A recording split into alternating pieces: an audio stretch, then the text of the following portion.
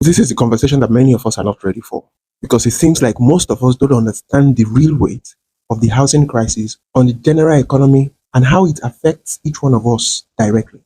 Maybe we should start from how quick we are to point at other countries and call them saner climes that have a better semblance of housing.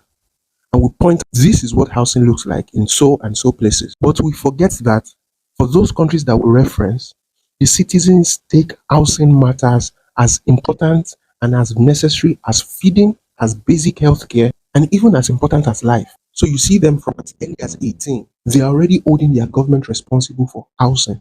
Whereas we that suffer the biggest housing shortage believe that all we have to do is just earn more, and when the time comes for housing, the crisis has nothing on us.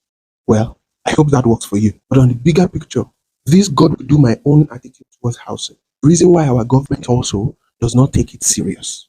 But let's leave emotion out of this and look at the facts. 2 years strong, real estate, construction, and housing now ranks top the main source of GDP growth. And that's despite a 25 million housing shortage. That's despite 60% of the population not being able to afford the kind of housing, the quality of housing that they deserve. That's despite 50 to 60% growth of informal development, despite less than 25% compliance with city planning and approval processes. That's also despite loss in land value. And in all of this, despite more than half of the population earning below acceptable global minimum income standards. So if with all this, the real estate, housing, and construction industry equals this amount of economic value, how much more growth will we have if we just get our housing right? And maybe we should take this out of housing for a while and just look at what drives this revenue. Without any fancy English, GDP grows when we enable real businesses to provide real services that real people pay real money for. So the 1 naira, 2 naira that goes to the government from your bank transactions, the VAT deductions, the tax on petrol, on sugar, on garri, real money paid for real value by real people, all compounding to make our lives better.